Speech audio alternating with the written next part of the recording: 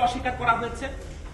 এখন আবার পাকিস্তান আন্দোলনকে সামনে নিয়ে এসে এই একই কাজটাই কিন্তু করা হচ্ছে। ফলে এটা যে একটা জনগণের সংগ্রাম, জনগণের দীর্ঘকালের মধ্য দিয়ে আমরা মুক্তিযুদ্ধ অর্জন করেছিলাম, এই জনগণের আকাঙ্ক্ষার প্রতিফলনকে কখনোই কিন্তু শাসক গোষ্ঠীর সামনে আনতে চাইনি। আমরা চেয়েছিলাম এই অন্তর্বর্তীকালীন যেহেতু একটা গণ অভ্যুত্থানের মধ্যে দিয়ে এসেছে এবং ৭১-এর ধারাবাহিকতা ২৪, এই সরকার অন্তত এই কাজটা করবে। আমরা দেখছি ওই একই কাজ করছে, বিপরীত চিত্রে একই কাজ করছে। ফলে আমরা মনে করি যে আমরা যতদিন পর্যন্ত মুক্তিযুদ্ধকে যারা ধারণ করি, ৯০-এর গণ অভ্যুত্থানকে যারা ধারণ করি, ২৪-এর গণ অভ্যুত্থানকে যারা ধারণ করি, তারা এই ধরনের ইতিহাস বিকৃতিকে কোনোভাবে মেনে নেবে না। এবং আপনারা শুনেছেন, আমরা এটা স্পষ্ট করে বলতে চাই যে এটা কোনো নোট অফ ডিসেন্টের ব্যাপার না।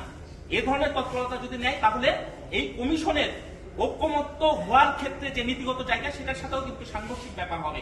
ফলে আমরা কমিশন সেই স্বচ্ছতার জায়গা রাখবে, এই প্রত্যাশাও আমরা করি। সবাইকে ধন্যবাদ।